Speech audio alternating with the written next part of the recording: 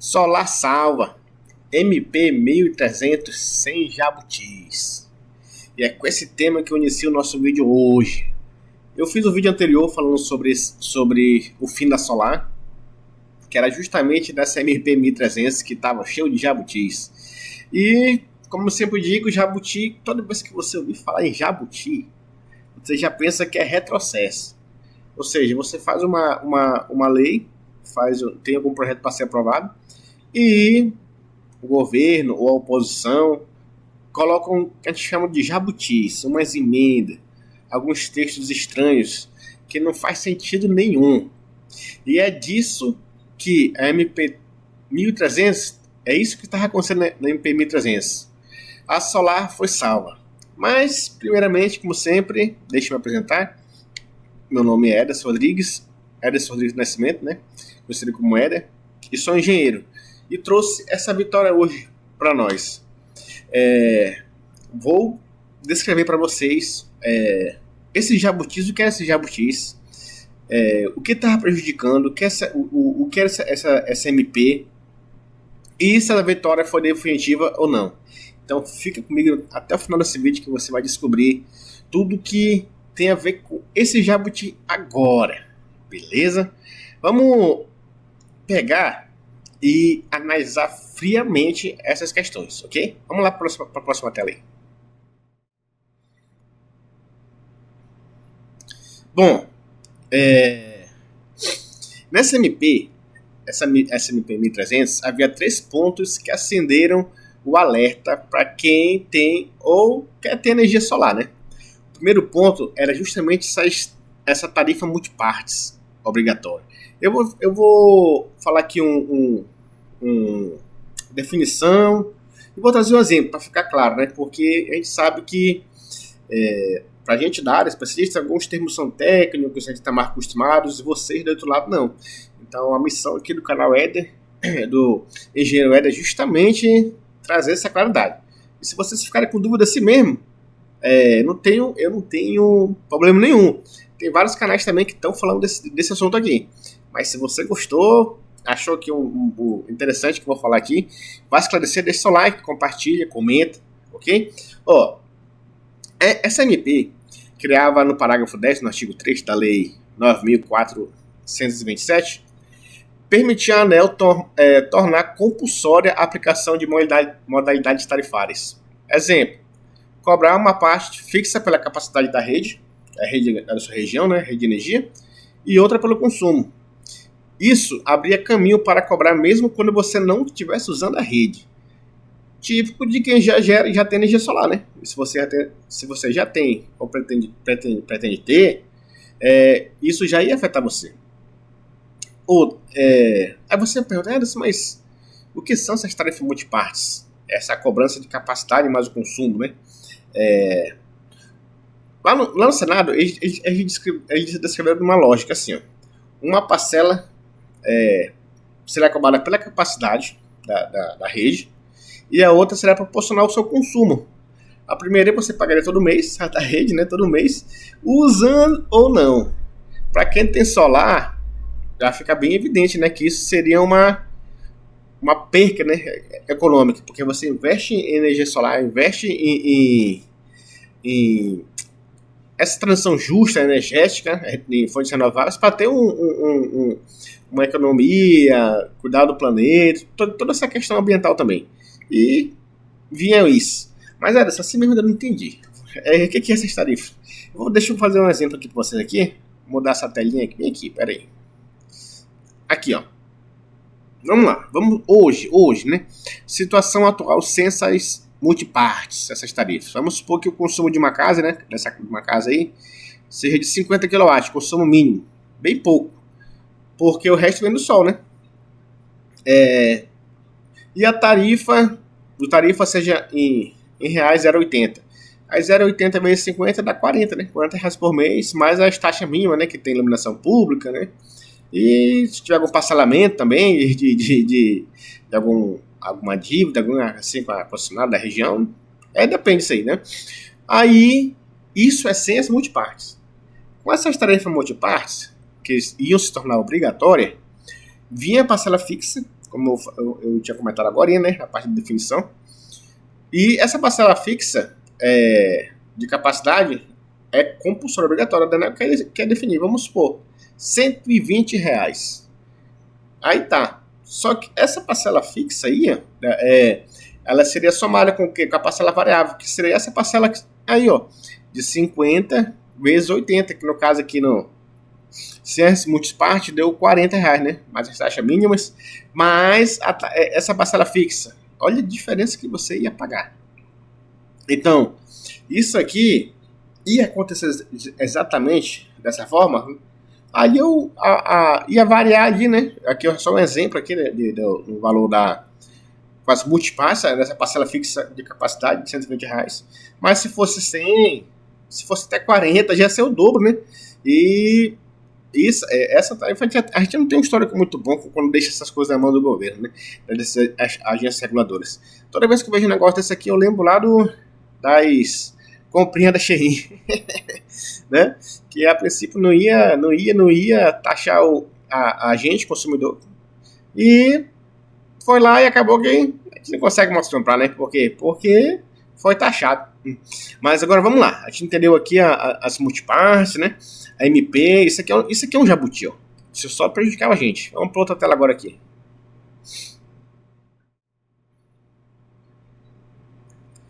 Custos extras da CDE. Aí, CDE. Custos extras da CDE recaindo sobre quem gera a própria energia. A versão original mexia na Lei 12.212 de 2010 para incluir custos adicionais da CDE aos consumidores com geração distribuída. O setor solar alertou que isso poderia reduzir em até 70% a economia de residências e empresas. Aí você me pergunta, mas CDE, não sei o que é CDE não, mano. O que é isso aí? Ó, eu não vou entrar em definições agora, porque senão o vídeo vai ficar muito longo, né? Mas CDE é mais ou menos assim, ó. Vou falar o que eles cobram, essa CDE, né? O que eles cobram? Vamos lá aqui. Bem aqui, só encontrar aqui. Primeiro, essa dela ela é uma conta de desenvolvimento energético. É como se fosse um caixinha criada pelo governo, né? E eles cobram o quê? Subsídios para energia de baixa renda. Lembrando que essa MP é justamente aquela MP que garante o desconto de gratuidade, no caso de famílias que consomem até 80 kWh mês. Essa CDE também custo dos sistemas isolados, como aqui né? Também na época do CCC também, que não era interligado. Fontes incentivadas de energia eólica, solar, biomassa, pequenas centrais hidrelétricas. Então ela é um estímulo, né? Subsídio para irrigação e agricultura. O nosso agro aqui no nosso país é muito forte. Aqui em Roraima, então, também não fica atrás, não. Também é muito forte aqui. Programas do governo. Mas que programa do governo? Luz para Todos, né? Luz para Todos é um programa que atende justamente essas comunidades isoladas, né? Que está sem energia. E esse CDE também é para lá, um subsídio para lá. Descontos para a indústria de carvão mineral. Ou incentivo a gás natural, né? Compensação para distribuidores em determinadas situações. Então, se você for analisando, o CDE também tem uma importância muito grande. E eles querem justamente mexer nele, né? Nesse caso aqui, a economia ia reduzir bastante das empresas e das residências. Por isso que isso aqui era um jabuti. Aí você pergunta, mas já foi a Multipart, agora é o CDE, mas e qual a outra? A outra, meu amigo. Acabei de falar, né? Que era o agro, né? Vamos ver aqui na próxima tela aqui.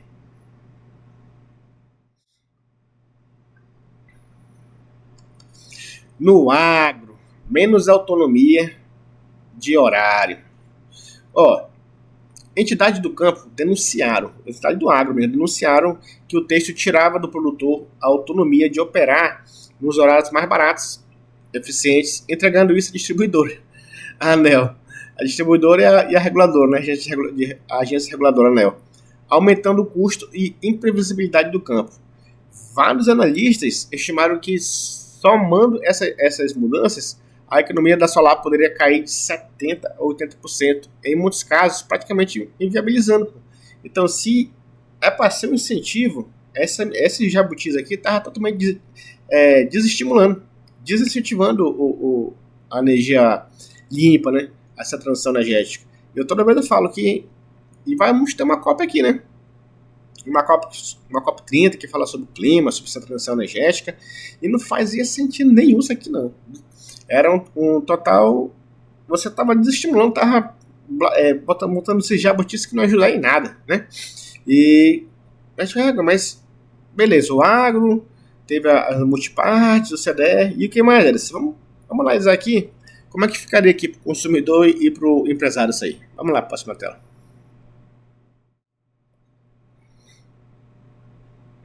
Como isso ia prejudicar consumidores e empresários do setor solar? Vamos lá. Como os consumidores, é o seguinte, eu vou fazer uma analogia aqui, né? Vamos supor que a gente bota um Wi-Fi, um Wi-Fi na sua residência. Hoje, praticamente, a gente usa Wi-Fi, né, na nossa residência e a rede normal, né, da Vivo, TIM, Oi, né? Só que a Vivo, ou dependendo do qual você assina, né, você quase não usa, né? A tarifa multipartes iam cobrar isso aí, como eu botei agora, sobre a tarifa multipartes. A tarifa multipartes é como se te cobrasse uma assinatura alta fixa, só porque tu tem a 4G, mas tu nem usa, porque tu tem um Wi-Fi na tua casa. Aí a gente cobra justamente por isso. E mais uma parte pelo que você consome. Ou seja, a sua economia ia embora praticamente. Ia te cobrar pelo 4G ou 5G. Essa é uma analogia que eu estou fazendo. Mais o consumo por assinatura. Então, os consumidores iam ser muito prejudicados em relação a isso. É como eu falei no exemplo, né? Mostrei para vocês. Sem multipartes e com multipartes. Isso vai gerar um transtorno, um prejuízo grande para os consumidores. A outra coisa e os empresários de solar, como é que iriam ficar nisso? Vamos lá, o payback. O que é o payback? É o tempo, né, de retorno que você tem no seu dinheiro, do seu investimento quando você faz uma energia solar. O cliente hoje fecha o projeto com 4, 5 anos, né?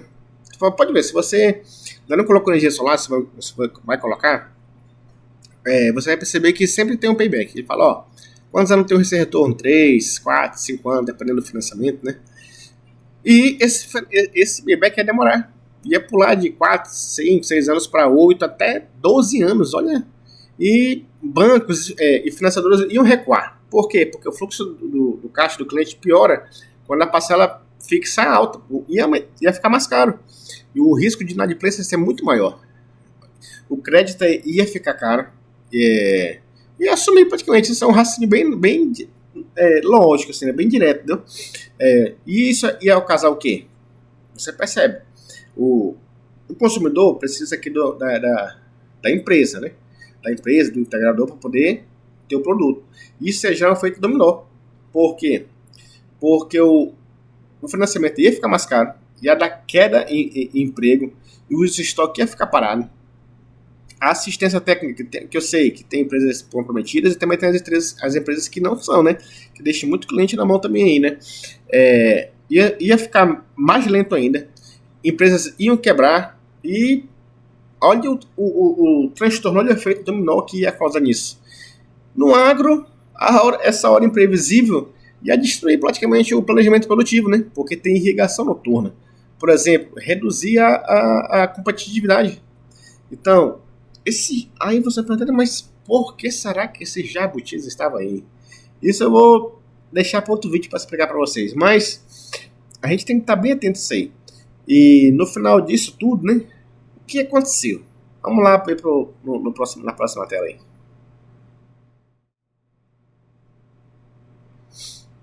O que aconteceu no fim? Aí você vê essa tela vitória, mas com uma carinha assim meio triste. Por quê? Deixa eu falar para vocês aqui. A Câmara aprovou essa MP 1300, né, com alterações e tirou seus pontos críticos, né, que criavam novas cobranças sobre a direção distribuída, né, que é a GD, que a gente conhece, né. inclusive a compulsoriedade de itens que abririam um caminho para as multipartes, né? O núcleo social foi mantido. Lembra que eu falei do CDE? A gratuidade de 80 kWh para famílias de baixa renda. Isso é uma coisa bacana, né? Você pode também analisar esse ponto. Tem pessoas que realmente de baixa renda que não tem condições, né? E, então esse ponto foi bacana, foi mantido para essas pessoas. Só que, vamos lá, vou fazer aqui um resumo aqui. A ideia central era o quê? Tentar pôr cobranças fixas mais CDE em quem gera sua própria energia, né? Energia solar, eólica, dependendo da região que você está, né? E isso ia deixar que a gente, isso ia pesar no bolso, praticamente, né? Porque a gente nem, no caso que eu falei, não é nem usar a rede e ia pagar pela rede. Quem perderia? O consumidor residencial, comércio, indústria, produtoras rurais e toda a cadeia de preço solar. Se, como eu falei, a gente está numa transição energética, está numa crescente, né? A gente tem casos aí no mundo aqui de sucesso de energia solar. A Alemanha é um, né? E a gente coloca esses jabutis, vai contramão. E o final, aí que entra, eu botei essa telinha, né? Vitória com uma carinha assim. Por quê? Porque essa vitória foi por hora. A Câmara cortou esse jabuti. A solar ficou produzida no texto aprovado. Mas fica atento, a gente tem que ficar atento. A gente tem que cobrar os representantes. Tem muita coisa aí por trás. Você sabe que energia é incrível. Se a gente for analisar, energia, ela linka para a água, praticamente. Assim, porque dependendo da região onde você mora, eu acho que é até difícil também. Faltou energia, as bombas para distribuir água na cidade, no estado, na região. Depende de quê? De energia. E para. Então, a energia, quer ou não, sempre vai dar um peso enorme no nosso bolso.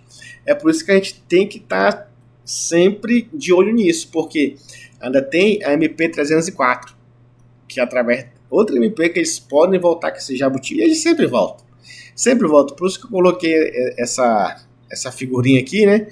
De vitória, meio assim, tá, mas peraí, vamos lá, que ainda não terminou.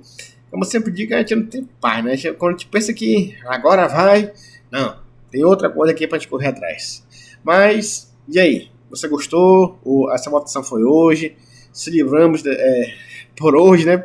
Por hora, mas a batalha vai continuar, tem mais coisa para provar, que eles vão querer empurrar. E agora ainda tem, voltamos ainda para a inversão de fluxo, né?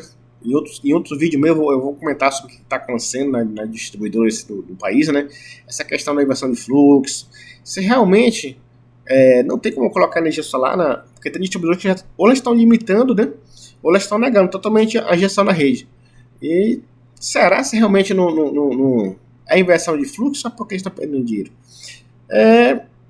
Eu vou trazer em outro vídeo, esse tema, para a gente abordar mais profundamente sobre isso. Não, o vídeo aqui vai ficar muito caro, muito alto, de minutos, beleza? Então, se você gostou da informação, deixe seu comentário, compartilha. Se você não entendeu, procure também, não tem problema nenhum. Procure também em outros vídeos, que esse tema aqui tá quente, mas deixe seu like, compartilha, ajuda o canal a crescer, que nossa missão tá aqui, missão como engenheiro, aqui no canal Engenharia do Engenheiro Éder, tá para isso, esclarecer, tirar dúvidas e falar o que tem que falar, tecnicamente, botar as minhas opiniões, as minhas soluções, beleza? Valeu, muito obrigado e até a próxima. Fui!